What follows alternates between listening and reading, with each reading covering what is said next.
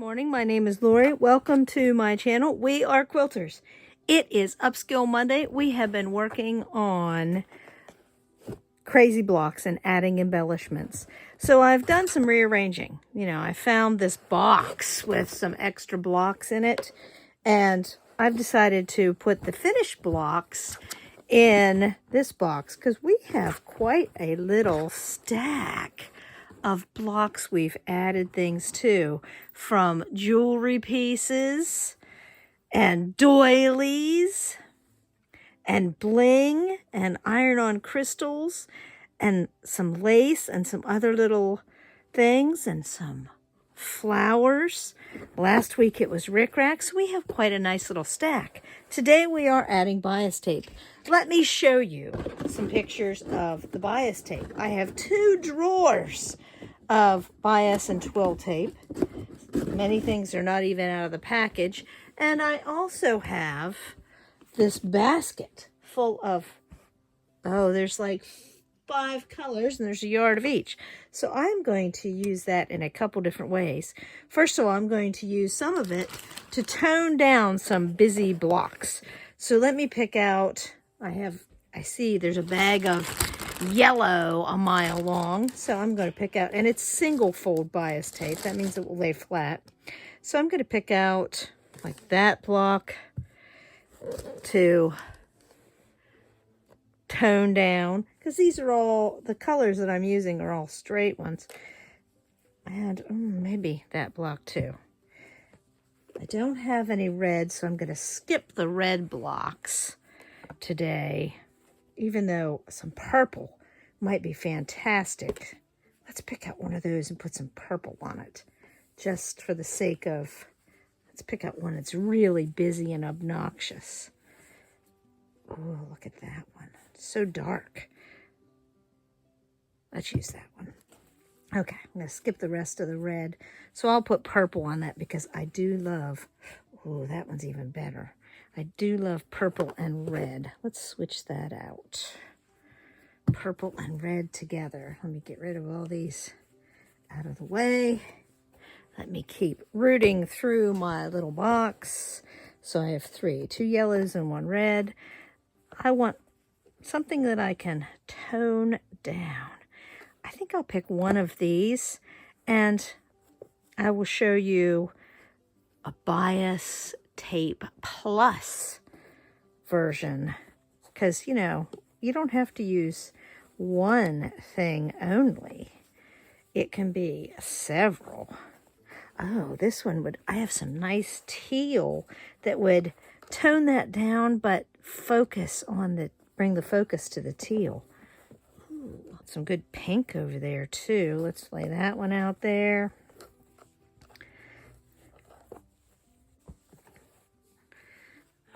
That one needs some toning down, but I don't think just one solid color is going to do it. I have some lovely blue. That might help. Okay, I think that will be plenty to keep us busy. Purple. That doesn't need, it has some solids. So I'm going to let that as is. Okay, that's deep enough into the box. Let's pull out some of these pieces and look and see what we can do with them. Let's start with the yellow, because I have the yellow bag here at hand. And I'm just going to do some straight pieces right across. And it's not very wide. It looks like somebody folded it on their own. I don't know about that, but okay. But I'm going to do pieces the whole way across.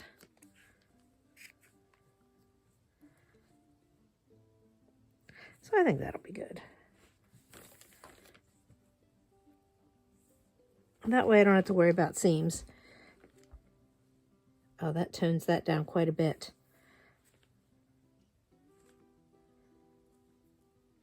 And if I wanted to do a second piece, I could do it like under, like that. But I don't want to do that. I just want one. So I can do those ones straight set. And the red, I'm going to do some purple. because I have yet another huge mile-long bag of stuff that is purple. Sorry about the crinkly bag.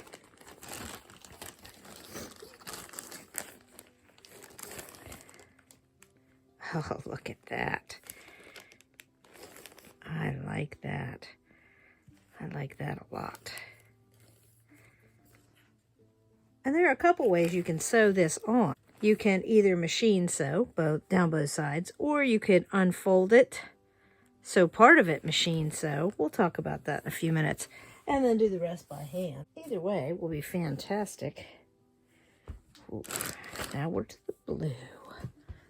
You grab the blue. Of course, the color that I like the most. Well, I like all colors, but that's beside the point.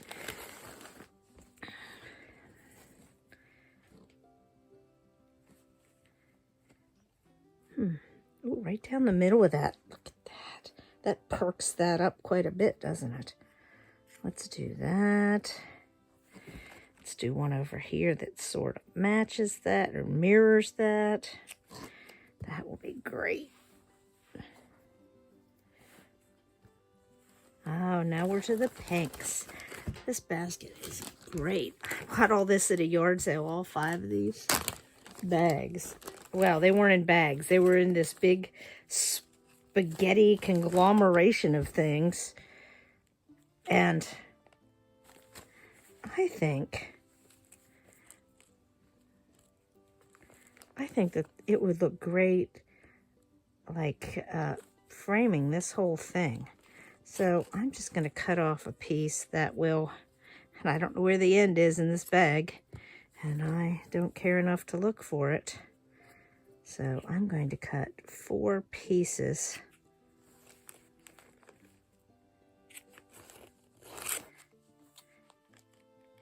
Yeah, I bought this at a yard sale years ago, because you never know when you might, for a buck. And I was doing something with binding and bias and who knows. But there was a lot left over. A lot. This would also look great like down through the middle there. But I think I'm going to frame this one. And here we are with the butterflies. This fabric has like a little glittery glow to it. I love this fabric. And I decided I was going to do teal with this, because then it would bring out the teal. And look, this still has some stitching on it. But they pulled it off of something, or well, I'm going to use a piece that doesn't have stitching on it. And that piece is going to get cut off, because I'm not messing with where 2 folds come together. Oh my, yeah, that's a mess. That'll go nicely in the scrap bucket. And by scrap bucket, I mean will be a fire starter scrap bucket. Let's see, that needs more than 1 piece. There.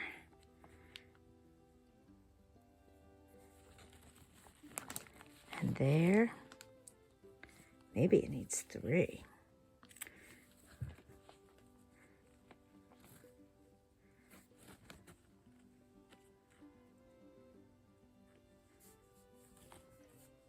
No, I think 2 will be plenty. Because then I'll start covering the whole thing, and that wouldn't be good. So let me set that aside, and then onto my last white one that I see has flipped up. Because some of these are on a muslin base. This one, you can see I was using up scrap threads. This one's on a muslin base. So they're heavier and they can take some heavy duty embellishments. Let me go grab the rickrack bin and I will be right back. Oh, look what else I found while I was over there grabbing the rickrack tin, not bin. Let me open this up. Let's look at this. I could use a piece of, look at that. Piece of that from corner to corner And then this has black and it has gold. So neither one of those colors are... Let me go get some black. Oh, wait. I have some brown rickrack here. Well, this is a small piece. But wouldn't this look great? Look at that. Oh. So, I'm going to do that. I know this isn't bias, and it isn't what we're doing today, but, you know, sometimes happy accidents happen. So I'm going to go with this and this for this piece.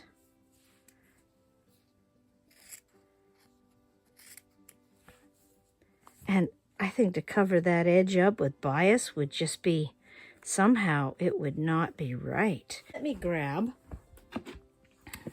the other white block, or another one that's very plain, out of the box. Because, you know, this is like potato chips. Once you eat one, you can't stop. So let me find some rickrack that would look good with a color. There's some nice red. Let's see, I've got blue. I've got some of this big rickrack. That's kind of wide. Let's go with that one. Nice red. Yeah, 35 cents way back in 1942. Anyway, let's put a piece of rickrack down there. And then let's go with, oh,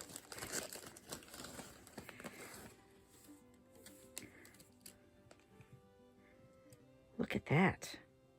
That is fantastic. It covers up the edge, and when you sew down the bias, it will grab the rickrack and make a nice border. And I could do this in two places so that it would like decorate here. And then give it a kind of a tuxedo effect. We cut both of those at the same time. And then I could do it over on this side and do the same sort of effect. So it's sort of a tuxedo shirt front effect. Cut this off down here a little ways. And so you can use your bias to cover up other things and add a second embellishment at the same time that you are... And there's that pin that somebody, it was holding on the label, but it's bent. I don't know if you can see that, so I'm going to go put this in my sharps container so I don't get stabbed. Be right back in just a minute. Now, I told my husband the other day that one of my biggest challenges is that as I'm doing projects and organizing, over the years while I was working, I apparently would fill up a pencil box and put it away and think, oh, I'll come back to this. Well, I found a shoe box. Look at this. This is a braided rickrack. It's heavy. It has some like substantial knitted feel to it. But now I need to put this in with the rickrack. It was within a mixture of other stuff. Let me get that box and show you, because this is a fantastic box. This was sitting on top, and there's quite a bit of it there. That was sitting on top of the box. And then this was inside, well, this was on top too. And it's got ribbons and laces and all kinds of parts and pieces that I didn't even remember having. And then we've got some regular lace. Oh, look, it's just 50 cents. And it's just laces and wide. Wow, that's like a 2-inch grosgrain ribbon in pumpkin orange. And then a nice crochet. Oh, I'm gonna have so much fun embellishing stuff with all this. And a purple and pink novelty ribbon. This is so sweet. Oh, look at this little fringy, fuzzy stuff. Ooh. We are going to have so much fun. And I thought I was coming to the end of, oh, this looks like it should be on a doll's dress. Looks like little rosy hearts. Oh, fantastic. What does that say? Oh, it has like yardage written on it. Looks like a lot. And then other laces. Oh, some more bias tapes that I need to put in the bias tape drawer. Yeah, this is quite a mixture of stuff. Oh, there's a Bath and Body Works ribbon. I love putting those on things. It's like, oh, you shop there. No, those were gifts. And some more bias tape. I need to do some more filing. Probably need to file this. Oh, some rickrack. Not the best looking rickrack, but rickrack nonetheless. And then more of this. Oh, there's two different colorways. This one has some pink. Look at that. That is so cute. Let me take it out of the bag so we can look at it. It's ribbon. It's embroidered ribbon. Oh, look at that. There's a blue and purple version. And a pink and purple version. Oh, beautiful. Well, we need to get busy with some other embellishments, I guess. So, I'll meet you over at the sewing machine and we will talk. I'm sitting down at the sewing machine now because you can see my grandma's touch light behind me and the Barbie collection. I need to talk about some of this. I know that you see a lot of things in dusty plastic bins and dusty plastic bags. Well, I live on a dirt road. I live in West Virginia. And there are lots of dirt roads. There are lots of paved roads too, but I live on a dirt road. And we have no air conditioning. So in the summertime, we open the windows. And it gets dusty. So my strategy is to put things in plastic bags. And if the bag gets too dusty and gross, I can rebag it, put it in a fresh new bag, and no big deal. It'll be all right. And the stuff inside stays nice and clean. Same way with plastic boxes. If they get too dusty, I can take the contents out and I can run the box through the dishwasher or give it a good scrub in the kitchen sink, and the stuff inside stays nice and clean. So that's why you see things in other containers. Let me set this aside so it's out of my way. Now, my next thing to talk about, as I'm sewing this on, I have a couple choices. I can use matching threads, and as you have seen, I have a very nice collection of different threads. I could also use invisible thread, and I just checked to make sure this wasn't the kind that irons away, because this one somehow has no labels left on it, and it is not the kind that irons away, thank goodness. It does create a different challenge for using it on the machine. I have to set my thread tension at 0 because otherwise it will not pull this thread through. So it makes it a challenge. And even then, I probably should use a thinner thread or this in the bobbin. But this is my strategy. Otherwise, I change thread all the time, and I'm okay with that. When you change threads frequently, you get really fast at changing threads and threading your machine and setting it up. I also, if I were interested in doing handwork and not having stitches show, I could fold the bias back, sew on the inside, and then sew the other seam down by hand. But I am not really interested in that strategy for today. Matter of fact, with all those fantastic laces, I don't know.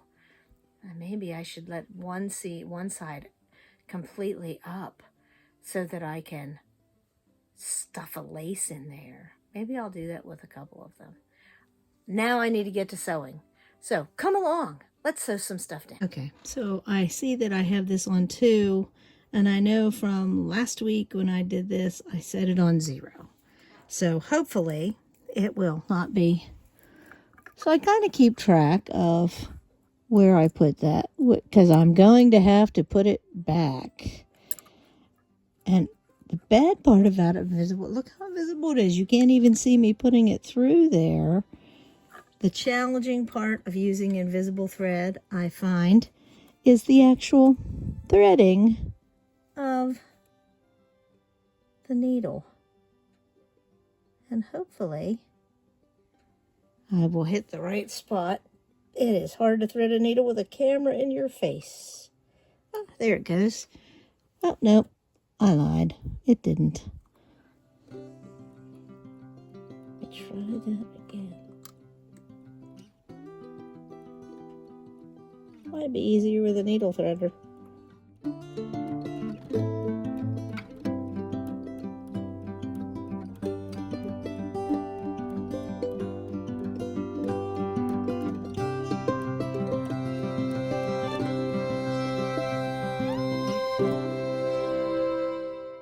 Ah, there it's through. Yay! Let's hope it doesn't snag or break because, boy, it's hard to find. I am going to sew down. I'm going to start with one of the easier ones. And I'm going to just very carefully go along one seam.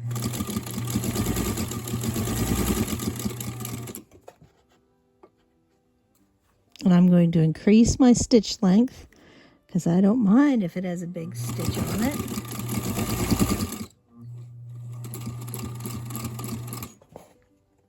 I have put a design board behind the sewing machine here so you're not distracted by all the cords. Of course, you're going to be distracted when it falls on us, but that's beside the point.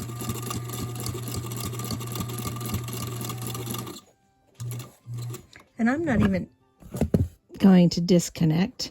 I'm just going to put the needle down and turn it around. One of the great things about sewing with bias, and originally when I laid this out, I had it laid like this. But I have decided that I want to bend it and curve it and put it over different seams. So I can do that because bias has that stretch to it. So I am going to put this next piece on with a little bit of a twist. Let me do some speed piecing.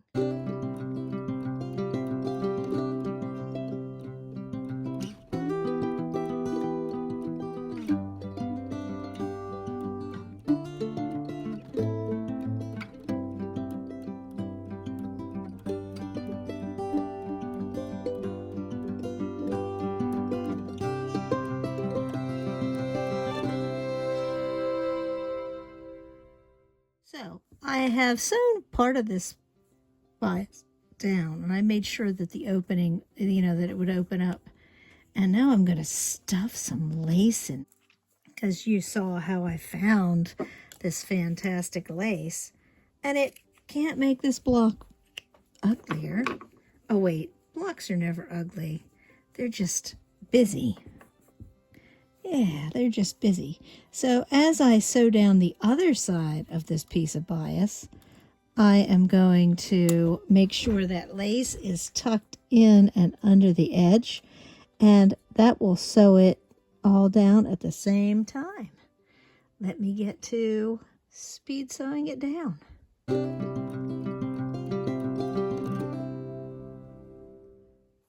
Let me show you the strategy for this. I have sewn down with the invisible thread so I can flip this open.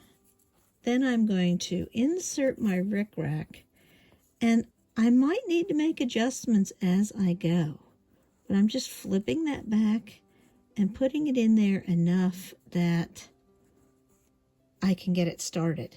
And then I will, and I'm using my presser foot. I'm going to turn the light on, and you're going to get some weird light thing going there because of the fancy schmancy light.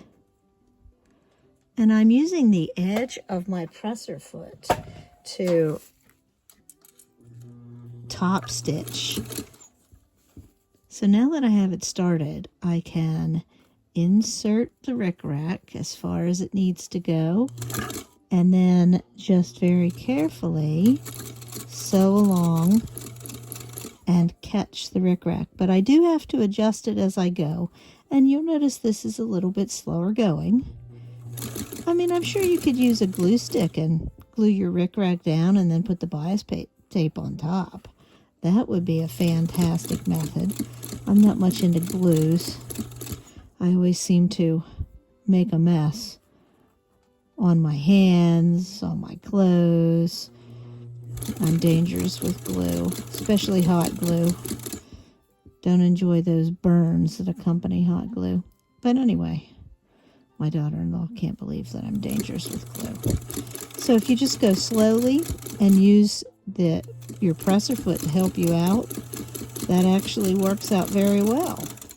Let me pull that off of there, show it to you. I think that looks fantastic. And the rickrack is sewn down.